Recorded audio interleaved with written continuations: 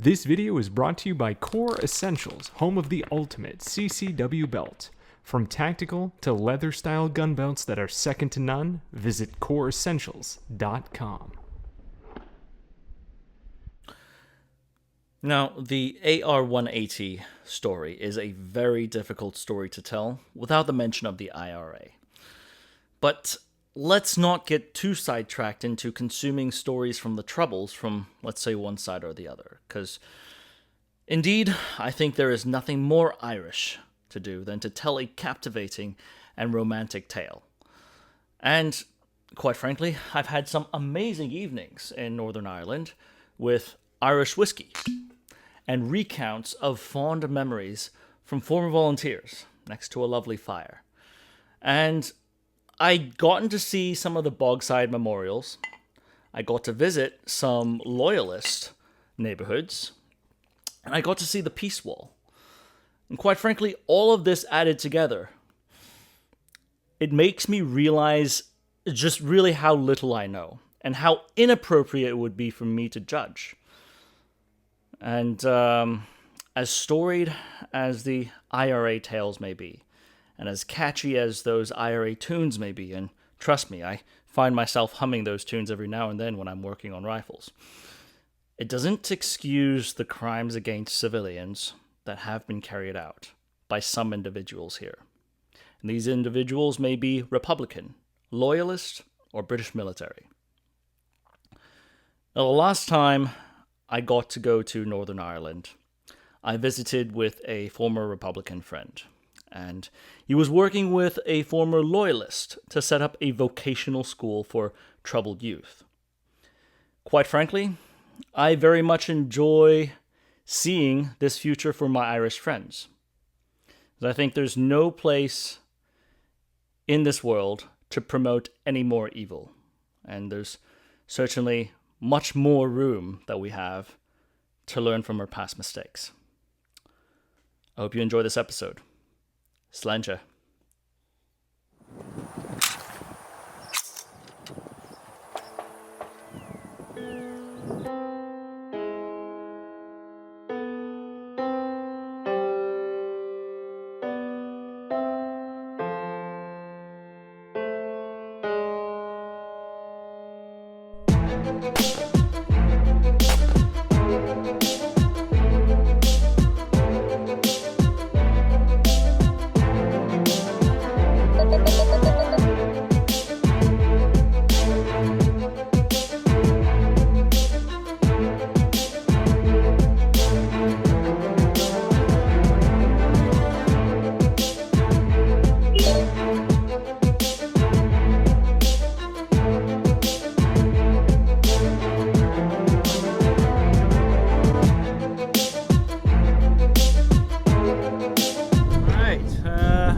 Wow, dude. This is what, 15 plus miles an hour right now? Why? Are you shooting 55 grain ball? 55 grain ball. Yes, come wind! Harder! Ready? Do it. Impact. Impact. I shot it lower just to compensate for if there was if it was higher on the elevation. Then I assume it went right where you pointed it. Oh, dude, this is 20 mile an hour right now. Impact, dead center. Yeah, nice, dude. I had to compensate on the left. You were already compensating left? Yeah. At 200? Yep. And those were dead center hits. That's crazy. I mean, it's very windy. We're gonna need to stabilize the camera, unfortunately. Awesome. I cannot wait to do post-production. Impact, that was left edge. Impact, dead center. Nice. 300, fire one ready. Impact, upper left chest. Impact. All right, 350, my dude, let's see it. Just off the left edge. Same spot, just off the left. Impact. Neutralized. Okay. I am flipping to the 400 marked sight. is that in? Is this sight in meters or in yards? I have no idea. All right, 400. Let's see how it does. Impact.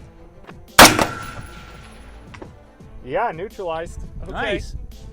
Is this going to actually go high on the charts? I mean, like what? I mean, this kind of has a reputation of being a piece of shit instead of a really good rifle. All right, 450. Let's not get ahead of ourselves. Some of the hardest targets yet to come here. That one just over his head, good windage. Just off the right. Impact. Bottom edge. Off the left. That's an impact.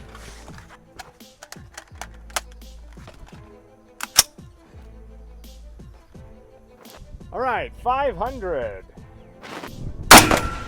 Impact. Just off the right shoulder height. Impact. Dude, what the heck? You told me this thing was gonna be not so good. It has a reputation of not being a fantastic rifle. It's basically when Stoner sold off all the patents, he had to come up with different ways of coming out with an affordable 5.56 rifle for the ArmaLite company to sell. And he came up with this, which if you pick it up, it's spot welded, it's stamped. I mean, this center receiver looks like he bought it from Home Depot. And, you know, it's like a center square. Don't talk about Daddy Eugene that way. I'm not saying that's a bad thing. I mean, I'm saying it's a smart design that obviously has lineage in other rifles like the G36. I mean, the entire gas system is based off of this. I mean, this is the grandfather to a lot of the short stroke 5.56 piston rifles out there. But it has a reputation of being not so good. But in this wind? That's crazy. I mean, this was full value, full gusting up to, it had to be 20 miles an hour on some of those. I mean, the windsock was at full erection. Okay. I will say this. As I was zeroing this thing and putting it on paper, I mean, yes, it's an L. I mean, honestly, this is one of the few two-position sight rifles that's done so well, like this. Yeah, most of the two-position ones are a struggle bus, right? Yeah, but when I was zeroing this thing, it actually, for this particular one rifle, and this is actually a Japanese manufacturer, it's one of the Howa manufactured AR180s, the accuracy was actually comparable to the Swiss, the 5.50. In terms of the paper accuracy, which was yes. What, 2.25, 2.5 inches? I would say more like 3 for this one. Really? To Okay. be honest. I mean, color me impressed, Eugene Stoner. I mean, this is pretty amazing. Dude. It still feels like a piece of shit, yes, but I mean, it's obviously. I mean, it works. It works well, huh? Well, hey, let's talk some more about why we think that this was effective in the debrief, as well as some more history on the gun. We will. We'll see you guys back in the debrief room. Take care.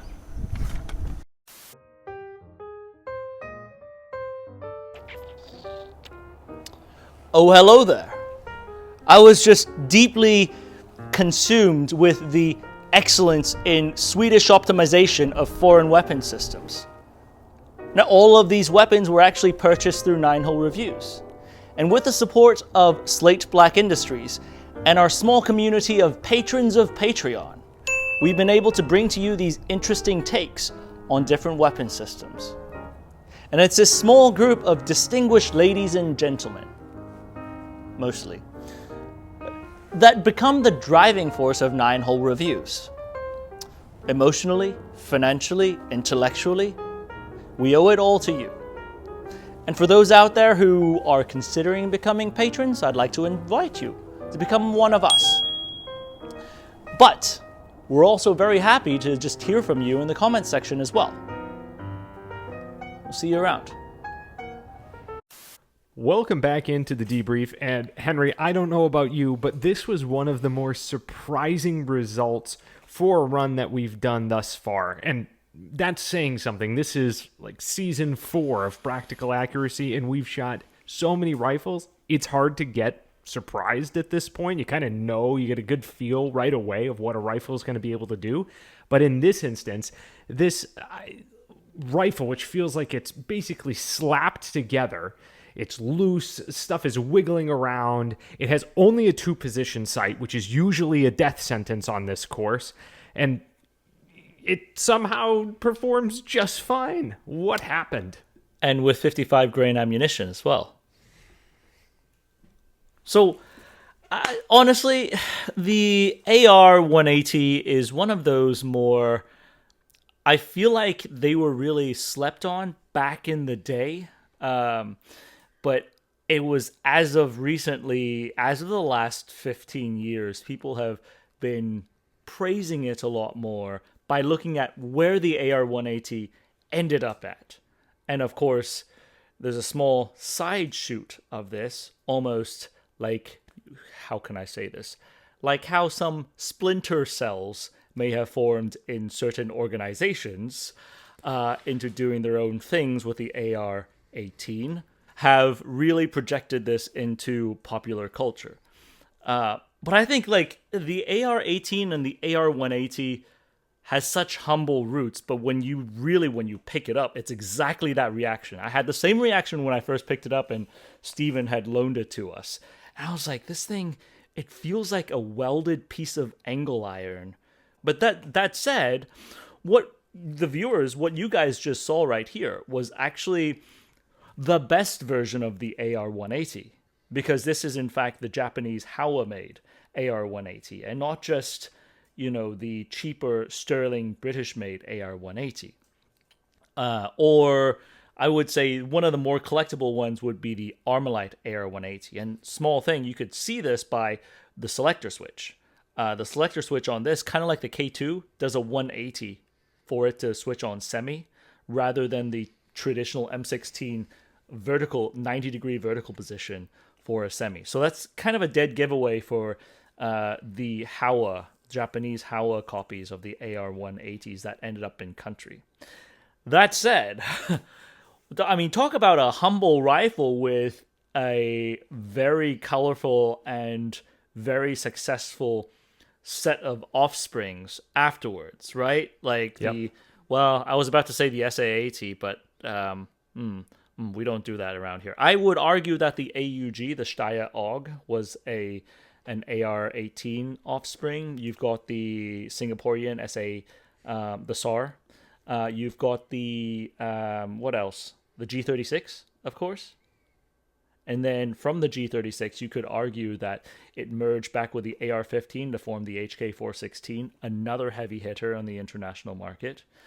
The amount of AR-18 derivatives that are in the market nowadays is just absolutely insane. And of course, the BRN 180 for those in the civilian market who want to experience, I don't know if you could call it the AR-18M modernized, but all of these things, it seems like the initial impression, the initial item that Eugene Stoner came out with was just such a flop that became amazing as a blueprint for people to copy.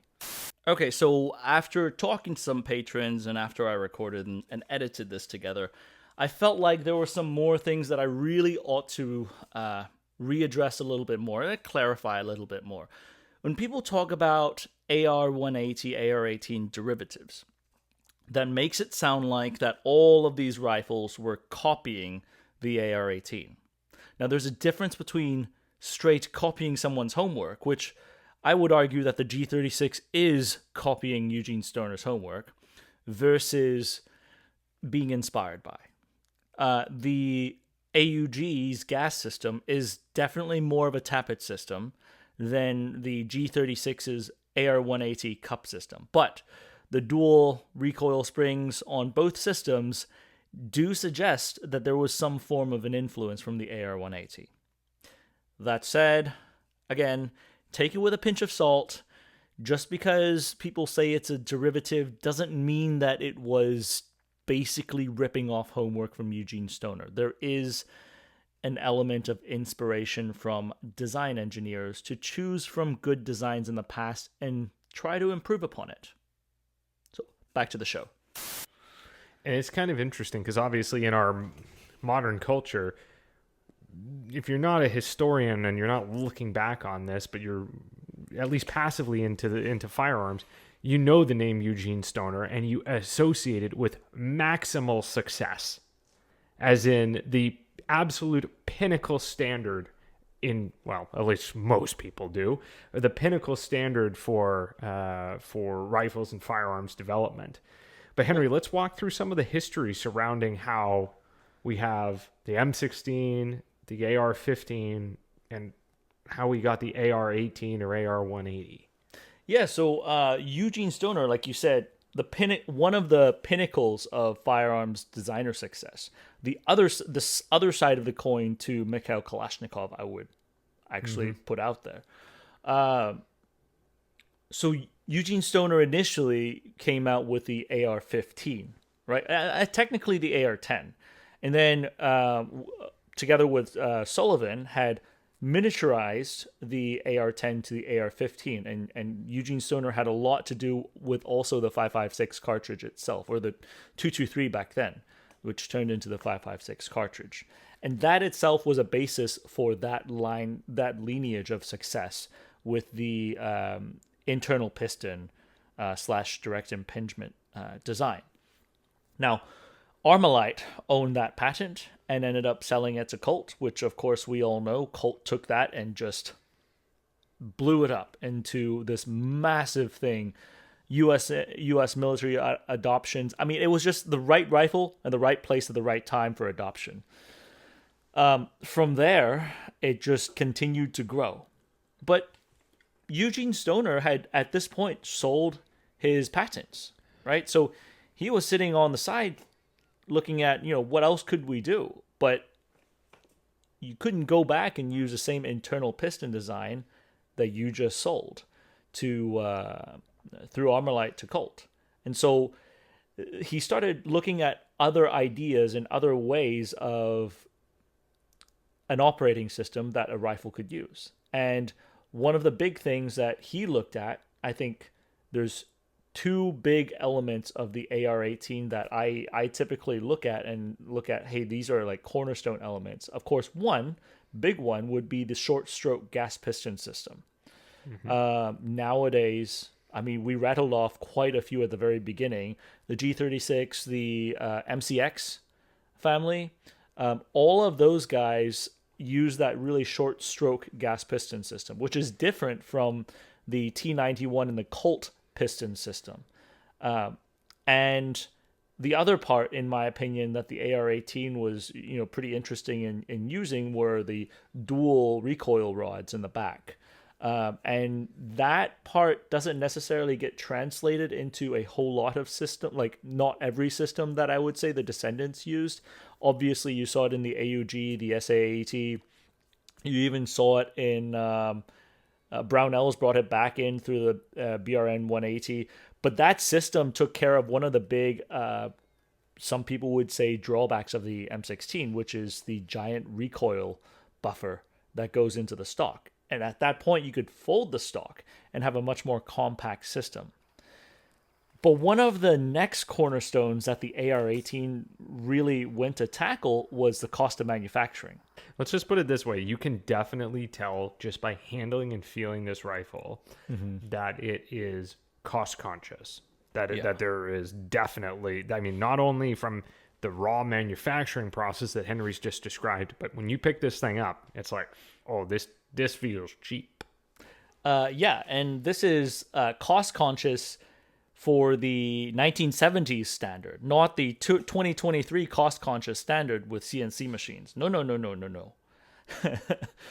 But of all that, he came out with this new system and released it to the market. And of course, a lot of Western countries it wasn't meant for the developed world to look at, quite frankly, with this type of manufacturing and that type of vibe, that type of feel when you're shooting it. And so it's interesting. Like, hold on, let me pull up the Wikipedia page. I was reading on that earlier. I know, Wikipedia is not a great source, but this is an interesting reference point for us to look at. Under Wikipedia, they have a couple of users that officially adopted the AR-18/AR180. We have Botswana in Africa, Eswatini, which is formerly known as Swaziland, Haiti, Malaysia, however, only by the Royal Malaysian Air Force. So not even the ground pounders. And then Iran put it on trial. This is pre-revolutionary Iran, so when the Shah was still around. And they did not adopt it.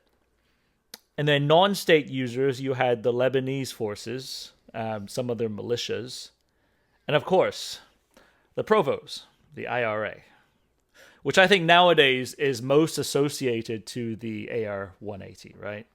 When they sing about Me Little ArmaLite, a lot of times, yes, there were AR-15s, but Me Little ArmaLite that he was talking about was the AR-180.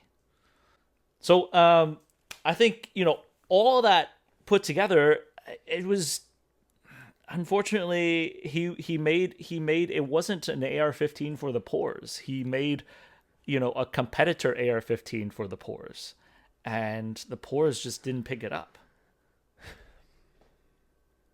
I think, and it wasn't until years later that the internal systems become utilized on a number of rifles that are the expense of which is not or rather the cost of which is not within the cost conscious category, right? Like the AUG the 416 are not exactly what we consider cost conscious. No, I mean the G36 is the prime example for not cost conscious, sure. Right? But alas, Whoops. that is sort of what it was projected to sell to. The people who could not afford the manufacturing line of an AR-15 back in the day. And again, it's difficult for us to think nowadays because AR-15 has become so prolific, and not only in America but just around the world. But we take the AR-15 for granted for how cheap it is nowadays. But just because nowadays it's cheap doesn't mean that assembly line was easy to put together. In fact, this is an advent of the last 15 years. The cost of the AR-15. If we look back, Henry, to when you and I were first getting involved in shooting in general and firearms ownership, it's been a hot minute now. But if I look back, 15, 20 years, when we were getting into shooting, the ARs were still extremely hard to purchase in terms of a price threshold. This was back when AKs, you could go out and get a Wasser for $300. I think that was a reasonable consideration. The Mini that is sat behind me was in part a cost consideration purchase as one of as my first rifle. That was a $5.99 rifle, which at that time ARs were not $5.99. No, they weren't. You had back in the day when we started shooting, you had the A, B, and C's, the ArmaLite, Bushmaster, and Colts. Yeah, that was the A, B, and C that you would go for. And alas, the sad thing is A, B, and C are really not in great state right now, right? But rest in peace. But now I guess it's Aero, BCM would be C. PSA, I mean ABP. Okay, but regardless, on the AR-18s, that's how it spurred about, is a cost-saving version of a rifle that could duplicate the AR-15's needs, but it ended up just really not reaching anyone. The only way it really did reach is through its descendants. But right, if we bounce back to what we saw on the core accuracy here, what a shocker, right? Because afterwards, when I went back and I reshot a 9-shot group, and I'll flash it on the screen right here. You look at this, 4 shots in the 10 ring, 5 shots in the 9 ring. And that was just me I'll just throw the rifle down, shoot some 55 grain ball ammunition. And that's the type of grouping that guys would shoot with scopes with 55 grain ball ammunition. And yet this 1970s Japanese copy of the AR180 was able to do something like that. And it translates to what we saw in the field.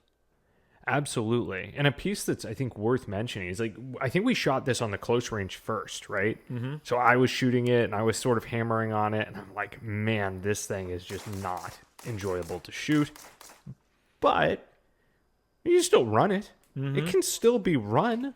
It just doesn't feel as nice. And in so many cases, when you're seeing that, it translates to the perform. It doesn't perform as well either. But then both on the close range and shooting at distance, it just worked. Yeah. It was the Honda Civic, the old beater that just felt like it could keep going. Very different than what I was anticipating. Yeah. And so in that aspect, though, I mean, it really interesting. Sorry, I realized that you had something, but like I wanted to grab onto something that you were saying. Like, it shocked you because first impression, it's really rough, and then you realize it works. Let's look back and see where Eugene Stoner's mind was. He was looking at a very viable operating system. He was putting it into a shell that was cheap to manufacture. And so if you look at some of the companies that then would delve into it and they would fire it, like trials that we would be running, you would quickly realize that recoil is actually not bad on this thing. It's very, like, handling, it's very comparable to the AR-15, and you have a folding stock. Accuracy, actually very doable. Very, very doable. Obviously, the sights are an old school 2-position sights, and if you took that, the concept as a whole, the operating concept, not the cheap shell that Eugene Stoner put it into, and you put it into a nice, refined shell and took that operating system and redeployed it, I could absolutely see how a company would look at that and go like, no. This idea has legs. This is a very accurate and easily serviceable, highly reliable system that just looks like a piece of crap from the outside. Yeah. And again, proved by what it did on the range. Yeah. In fact, did this outperform the Bundeswehr G36 that we've shot thus far? I don't remember. That was so long ago. Yeah, but I know as far as the AUGs, we'll have some more videos on the AUG down the road. And unfortunately, we can't see the SA-80, which would be sort of the less successful descendant of the AR-180. It wouldn't take until the A3 version of the SA-80 for it to really turn into something decently usable. But I mean, I think nowadays there's a lot of people who, when they look at the AR-180, and I don't know if it's like from the edgy meme lord culture nowadays, they throw all of that against Irish music because it's become a symbol of the Provos, the IRA and the Troubles up until the 90s. And because of that, the AR-180, the AR-18, seems to have taken this image of a rebel. It's going against its more successful sibling, despite it having something inside that it's actually a decent performer. It's actually fairly reliable, a little rough around the edges. It's got this rebel image attached to it. Like if you whip it out, people like first things like, oh yeah, me little ArmaLite. That's what they say nowadays. It's a really, really cool experience that we've gotten to see on range here, to where we actually got really shocked by the experience of that very, that highly dependable and accurate operating system that Eugene Stoner had put into this system. really outperformed some of the rifles that we've held to much higher regard than the AR180. Like, that was a really cool experience for me. Yeah, absolutely. I concur. This was, again, as I said, to open this session, one of the most shocking results. Knowing what I have seen you be able to do over the years, I was surprised with how well this performed. So, yeah. I mean, a blast it's still to get to shoot a piece of history. it still feels like junk when you pick it up. I mean, I'm not gonna lie. I mean, that you cannot change that. But look beyond, look within, and I think Look with it. if you guys pick one up, if you guys end up handling one, I It's think the inner beauty that counts. Henry. Yeah. It's inner beauty. Yeah. So, on that note, I mean, I'm happy with the results on this. Yeah. And with that said, guys, thanks for those of you who have stuck around to the end of the debrief. As usual, make sure to drop a comment and subscribe if you have not done so already. Hit the bell for notifications. Be sure to check out 9H Podcasts as well as the Patreon. And until next time, we'll see you on the range.